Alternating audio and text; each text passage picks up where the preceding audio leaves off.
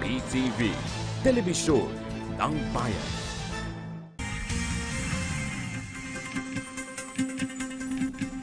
Magandang umaga, nagbabalik ang PTV Newsbreak.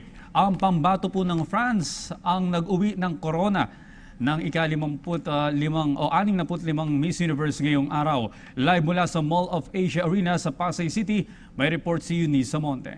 Eunice?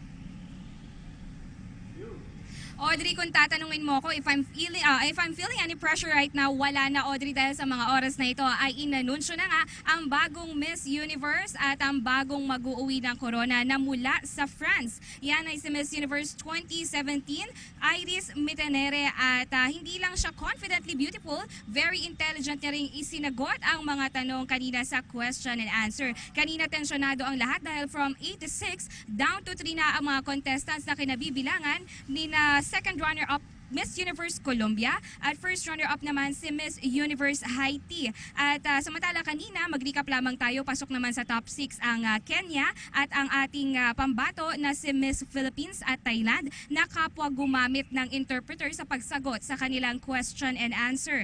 Samantala, kanina naman sa question and answer, ito ang naging tanong. Name something in your life that you have failed at and what have you learned from that experience? Very bright na sinagot ni Colombia na ito daw ay accepting sexual differences and errors. Si France naman, ang ating bagong Miss Universe, sinagot ito na kung hindi man siya mananalo ngayon bilang Miss Universe, ito daw umano ang kanyang magiging experience na hindi makakalimutan. At si Haiti naman, si Miss Universe Haiti, ang sagot dito sa tanong na ito ay surviving an earthquake charged to her experience 8 years ago.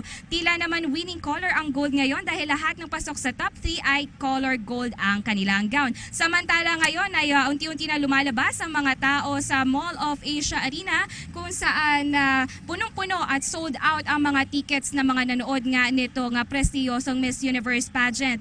Samantala maya-maya lamang magkakaroon tayo ng press con kasama ang pinakabagong Miss Universe 2017 na mula sa France at syempre ang mga second runner-up at ang first runner-up na mula sa Colombia at mula naman sa Haiti. At yan muna ang pinakahuling balita mula dito sa Mall of Asia Arena para sa PTV News, Eunice Samonte.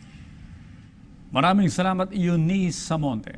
Sa iba pang balita, nasa kustodiya na muli ng Philippine National Police si Superintendent Rafael Dumlao. Kinumpirma ito ni PNP Chief Ronald Bato de la Rosa sa kalagitnaan ng press conference ni Pangulong Rodrigo Duterte.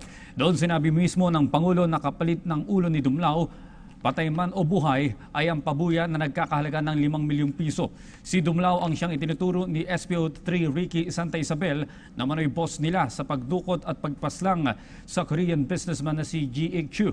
Magugunitan na nitong Sabado lamang ay umalis si Dumlao sa kustodiya ng PNP.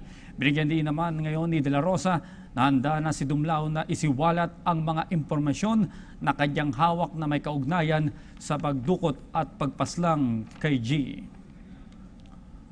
At yan po naman ang aming mga nakalap na balita at impormasyon para sa PTV Newsbreak. Ako po si Audrey Goriseta.